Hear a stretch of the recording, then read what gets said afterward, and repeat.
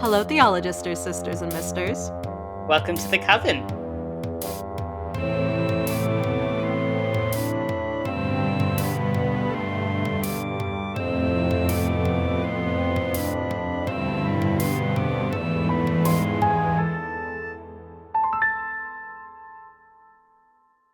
So, last time we talked all about gods and goddesses of like the Christian, Catholic, Jewish God.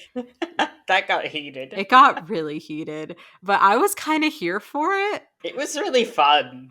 We're recording these like all in the same night, so I can only hope that you guys have left some really interesting comments, or have already talked to us about it, in the Discord. So, but yeah, Or we're have just gonna, subscribed. or have liked, or have shared, or have left a review on Apple Podcasts. Apple Podcasts. The one place where you can listen to podcasts that isn't Spotify. But yeah, so we talked a lot about the idea of, monotheism versus polytheism, and how, if you believe in Celtic gods, if you also believe that the other types of, gods and goddesses from other, parts of the world also exist, and how that kind of came to be, which was basically the idea that like each of these like groups of gods and goddesses were kind of, they self-assigned themselves to like different parts of the world to like show themselves and to build their following. And now just with like the age of technology and travel, those ideologies have spread outside of, those distinct locations. I do have to point out that I went to the UK before she even spoke to me as well. Do you think she followed you home? I mean, I don't think she followed me home like a lost puppy. No, you followed her home. Wait.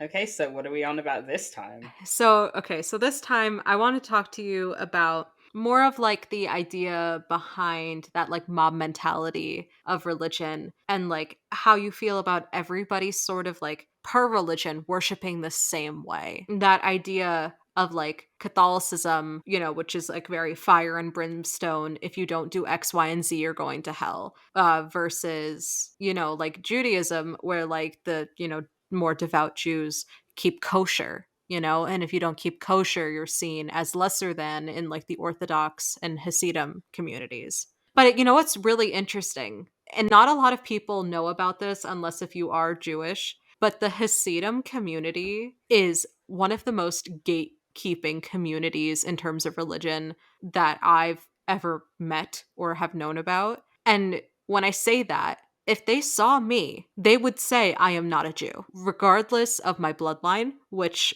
I did an ancestry test and it said 100% Jewish. Literally, it said it right there. European Mine Jew. had so much European in it. Oh my gosh. Your girl's a purebred Jew. But the thing is like that doesn't matter if you don't follow their belief system, which is, very much like the keeping kosher.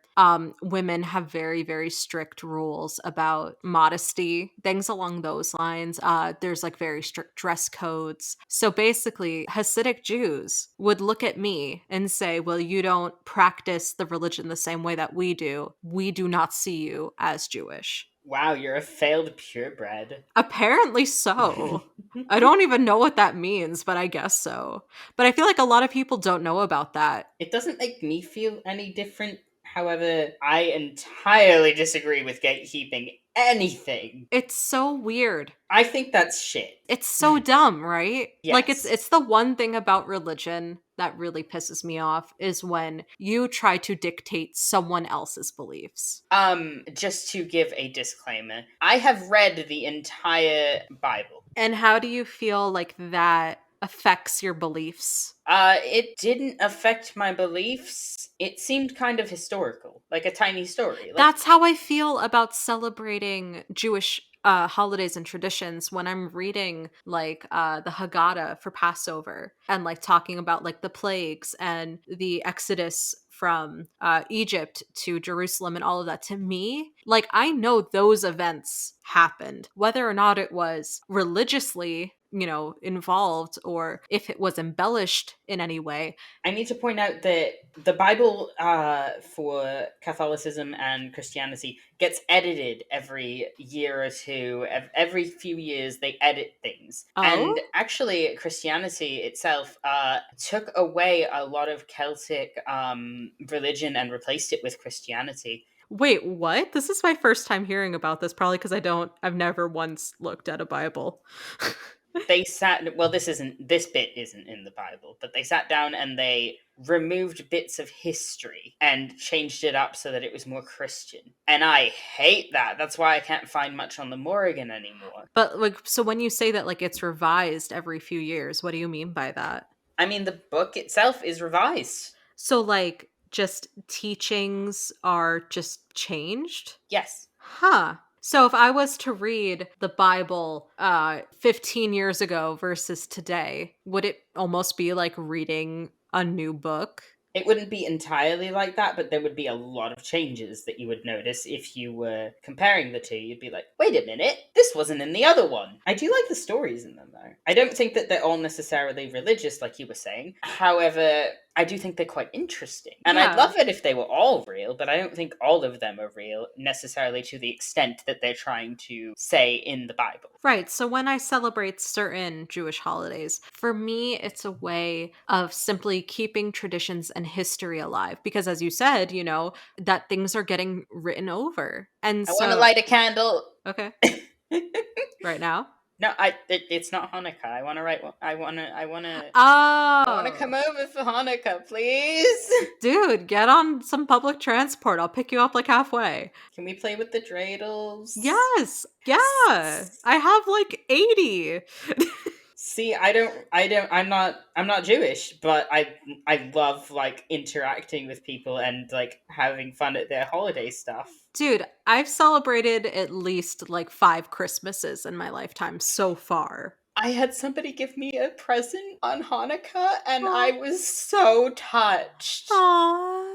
And it's so funny that you bring up presents as a little aside. As far as I know, or at least what I've been told, is that presents were never a thing on Hanukkah. It was just because, like, everybody was so hype around the same time of the year because of Christmas and everybody was getting gifts for Christmas that, like, Jewish kids felt so left out.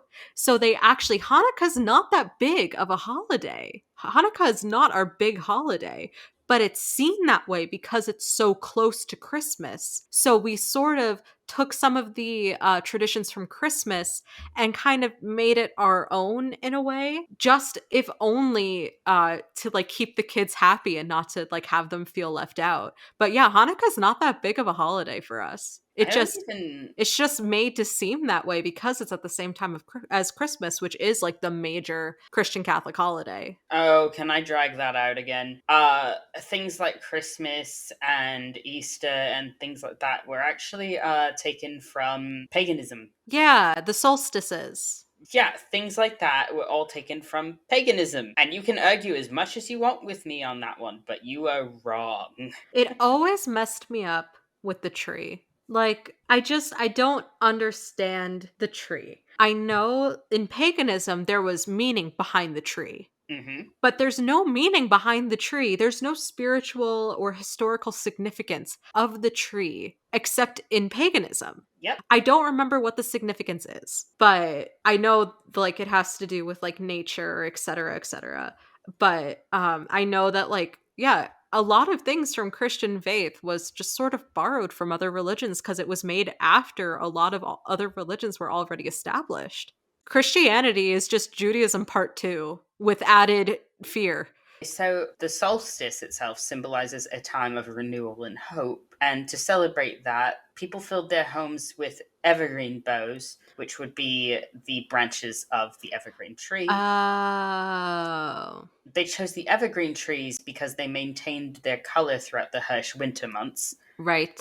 And other people groups, including Roman and Celtic cultures, hung the evergreens during the winter solstice in celebration and to keep away evil spirits and illness. I like that reason. So, it's funny that we are focusing on the tree. So my parents have always been like, the one thing you are never allowed to do is you are never allowed to get a Christmas tree during Hanukkah. And I always thought that it was like they were kind of joking about it. I was like, yeah, no, of course I'm not going to get, a tree. It's Hanukkah, right? Well, fast forward to now that I'm in a very loving, committed relationship with my boyfriend, it turns out that they have a tree. Now, they're not Christian or Catholic or anything. They're Jewish. But they have a what I refer to as a Christmas tree. However, that's not the case. It is a New Year's tree. Apparently, in Russia, which is where his family is from, he's like first generation. In Russia, they also, decorate trees and, evergreen trees at, this time of the year. It's just it doesn't matter like what your religion is. It's just part of, the celebration and the decoration of the season. So they don't use it for Hanukkah, but they have it up during the month of December specifically for New Year's. And apparently in Russia, New Year's is like the big holiday. So, and I mentioned that to my dad, like, oh yeah, they have a tree, and he's like, it's not a Christmas tree. I'm like, oh, I mean, I guess it kind of is. He's like, you are not allowed to have a Christmas tree, and I'm like, you know what, Dad, you are making this so much more of a big deal than it needs to be. If he wants a damn tree, we're getting a damn tree. Ugh, parents do that, I I especially dads. Just I I got it's him to such warm a up big to it. deal. He made fun of it a lot, and I think he got it out of his system. But like, it's so interesting that like so many different cultures took this one symbol and turned it, completely for themselves in so many different ways. And I think that's beautiful. Honestly, one of the reasons was also just to make the house nice during the winter season because it can be very dreary, and having something pretty and colorful is just Yeah. so nice. And So I that's can why I'm see like, why I'm so into many it. cultures would want to. Especially as someone who does have seasonal depression, who hates the winter. I fucking hate the winter. And I don't. And I love the winter. Well, which is great because you live even more north than me, and I've been there during your winter, and it sucks ass, but you love it. So I that's fell. you And I was still totally happy. I was talking to you. It was so funny. we talked about that in the episode. Actually, that episode just went up today. Oh, I love that episode. That was so funny. Oh, you're talking about your powers, and you're talking about your fast healing, and that was the example that you brought up. This is the most Um, recent example. but yeah, I mean, holidays aside, it just is so interesting to me how some religions, their rules, and I'm not saying that this is necessarily a bad thing. Like, here's an example of people thinking these things are bad when in reality they're really not. Best example is Muslim women wearing hijabs. So many like American people that don't understand the culture, which I'm not going to pretend like I fully understand it either. But like so many American people, when they see a Muslim woman wearing a hijab, they're like, "Oh my god, I can't believe that your culture is making you do that." And they're always like, "It's not. They're not making me. It's a choice. I'm choosing to do this." And they're like, "Oh my god, you're so oppressed." And then Oh, like, pick me, pick me, pick me. "Oh yeah, go for it. What?" I have a friend who is from Qatar, so things like that are more part of their religious beliefs. He no longer believes in these things. In fact, he Rejects it. no, he is rejected a lot by the culture and the people in that location. There is a lot of gatekeeping in just the community, and there's so many rules that it becomes gatekeeping, and Yeah. I don't personally like it. However, I It's will not our respect. opinion. Yeah. I will respect all religions as just you have that religion. I You don't want to you talk have about the it. right to practice religion however you want as long as you're not hurting anybody. I will hold true to that from until the day I die. Same. So, continue. He has things like that, and so he's got a few sisters, and they have to deal with that. And they're not in America, Mhm. but they have to deal with that sort of thing, and it is a choice. And it's more of a, what's the opposite of frowned upon? Encouraged. Yeah, it's more of an encouraged kind of thing that they feel most comfortable with, I would assume. But like, so that's an example of something that people perceive to be oppressive and gatekeepy that really isn't. So like there's, a right way to have like, your rules and your beliefs and your manifesto, which is, like whatever you choose to believe in and whatever rules you want to uphold is your choice. It's the moment that you take your ideals and stick them on someone else and say that they don't have a choice or they're lesser than or they're going to be in danger in some countries of going to jail, especially in like more of like the eastern world, or at least some of the eastern world, when it comes to being gay. Like if you're outed as gay, like in some places you can go to jail for that because the religious factor is so prevalent. But like that's what we should be talking about, not hijabs, Hmm. you know? So getting back to like more of like the Christian Catholic beliefs, one thing I really wanted to talk about was like the idea behind the fire brimstone teachings of Catholicism. I took a religions class my senior year of high school. I'm not going to pretend like I remember everything. That was like 6 years ago. God, that was like 6 years ago. One thing that we talked about, because we talked about like most of the major religions, like we would have like a couple weeks per religion. There was like a couple weeks dedicated to like Buddhism and Taoism and that kind of thing.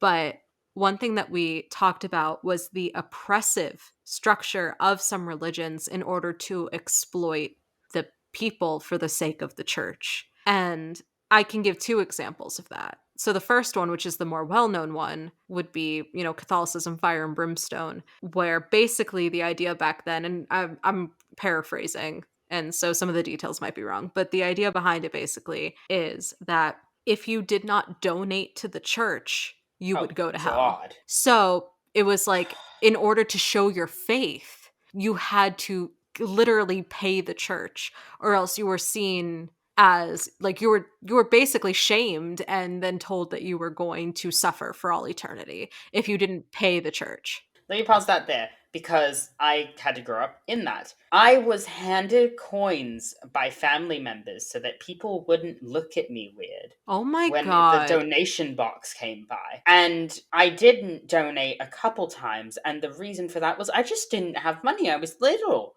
But I also wasn't handed any money by family members, so I was like, okay, I guess I just won't donate. And I had a grown ass adult look at me with the biggest stink eye. Like, why would you God. do that? And I'm just like, I'm 6. What do Like, you want from me? I'm like, I can barely sit still in mass because it's boring. I'm sorry to anyone who enjoys mass, but I There are did not people, at there the are age of definitely people that do. 6. Yeah. I don't know if I, anybody enjoys church at 6. I had to dress fancy and then sit still and listen to things I didn't understand.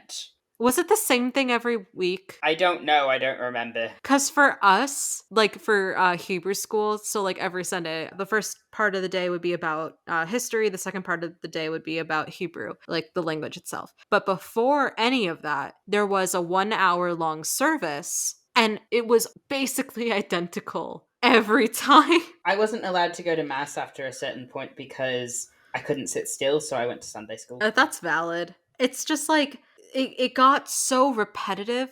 So like we would sing like songs every time. Everything would be in like the same order. I know that like a lot of churches, because I've been to like one or two services here or there, that like the priest will like have something to talk about and like use a Bible verse to like back it up or something. But at least it would be like a different conversation. But because Ah, but like the majority of these Sunday services before shul was like it was literally hammering the same Hebrew songs into my head in the same order. Like 80%, more than 80% of the service was all in Hebrew. I am not bilingual. So like the whole time I don't know what's going on. And like so they have like books that you can like follow along in, and like there are translations here and there. But like did I do that every single time? No, after like the first 20 times I stopped looking at the damn book. And then uh, I'd be like, I don't even remember what this means. Why am I here? And then there was like these like books with like this, I remember this so vividly. Books had like these little like red placeholder ribbons, as like bookmarks like built into them. And I just remember because they were like attached to like the seat in front in like a little like shelf kind of thing. And I just remember I would twist the ribbon until it like wound itself up, and I would just do that for an hour. Oh my god. Yeah. For the end of Sunday school, I think we were supposed to like say what we were thankful for, and then be like, do like the Father, Son, Holy Spirit thing. That's kind of cute. I can get behind being grateful. Grateful's good. I hate that. Well, I mean, you didn't have a ton to be grateful for back then. Yeah, I didn't have a great life. So I don't I blame think you. I actually just said 9 times out of 10 that I was grateful that I was alive. Valid. It was the only thing I could think of. Dude, like Or that. like family. I mean, I don't know if I would have said family, so I'm there with you. I was just copying what other people were saying. That's so sad. I didn't know what to do. I was young. I was like from 6 to like 12. But like some religions were just like set up inherently to be oppressive and to control the people, which is why I became agnostic in the first place. Because I was like, how much of this is bullshit? How much of this was just them trying to scare and control a population of people, you know? And I became agnostic at the beginning, and now I'm just a witch, but I still don't believe in. I couldn't become agnostic at the beginning because I didn't know what they were saying half the time, so I didn't have an opinion. I still don't practice enough to be pagan, but I'm a heathen witch. The reason that I started out as pagan before that is because when I asked, well, who created God? They said, he just is. And I was like, I'm a science person. I was like, that is not an answer. Wait. But I didn't Okay, speak wait. up to the guy and be like, that's not an answer. Wait, can I throw that back at you? Yeah. How was the Morgan created?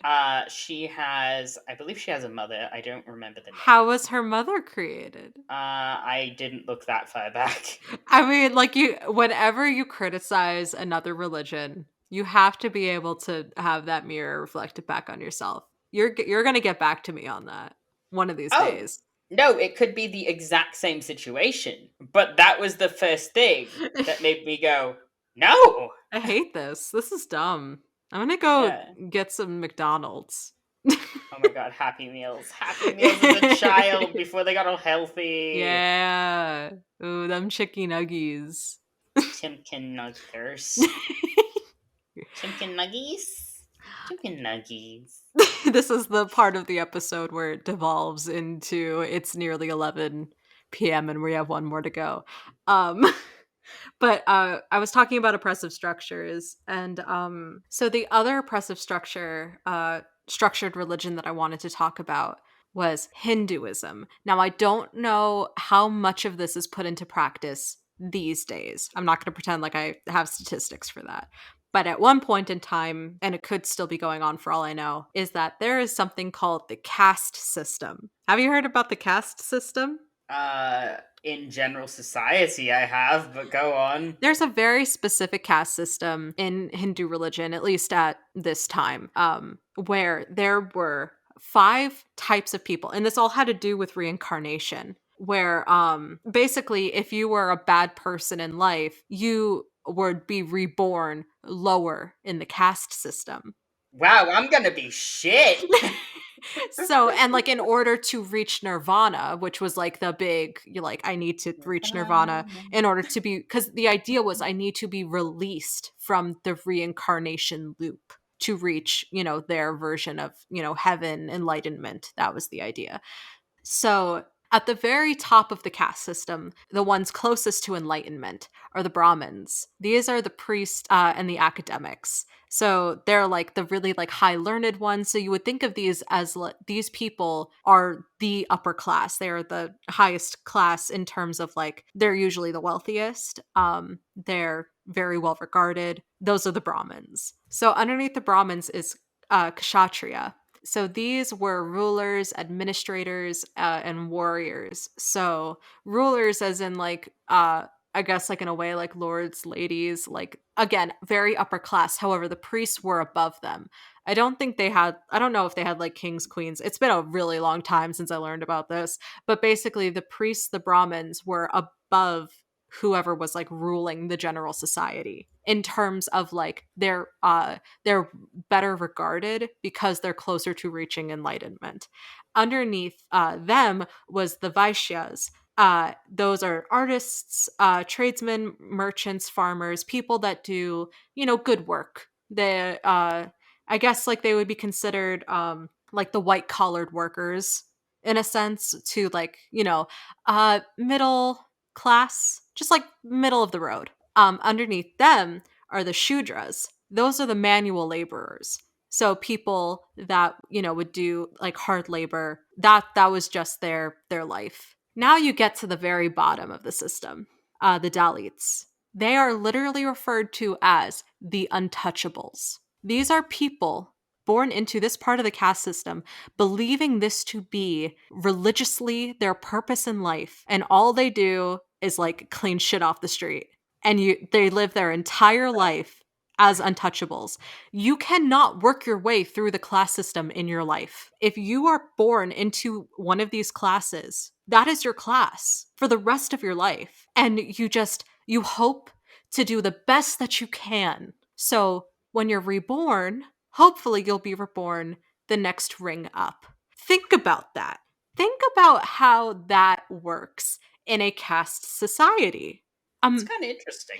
it's kind of fucked. Like, you can't, like, Yeah, but here. like the theory is interesting. No, the theory, I mean, sure. Let's say, suspension of disbelief. I still think it's Mhm. fucked up, but like, this is basically saying, like, if you were a murderer in a past life, you would be reborn as an untouchable. But imagine spending your whole life, and the idea behind is suffering. You have to suffer your whole life and work your very hardest for society. So just maybe in your next life, you'll have a better life.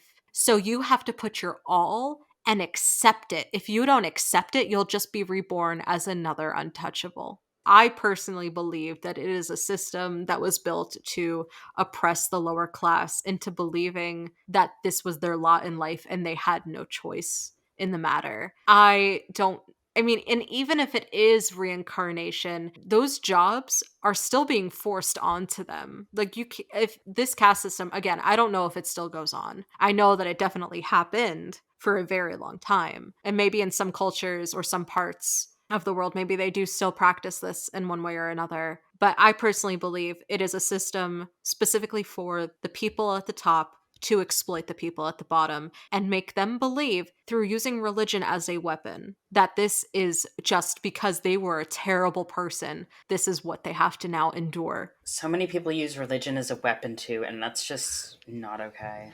But yeah, that's the idea when I say like some religions and their manifestos are built to be oppressive to control their people. And that is something I'm not about that. The whole like if again, if you like don't believe in Jesus Christ, you're going to hell. If you don't donate to the church, you're going to hell. If you don't love your job as an untouchable, you're just going to be reborn as another untouchable. So you better do your job really well while everybody else gets to live a good life because maybe in a past life you were a terrible person, but there's no way of knowing. But we're going to make you believe that you were.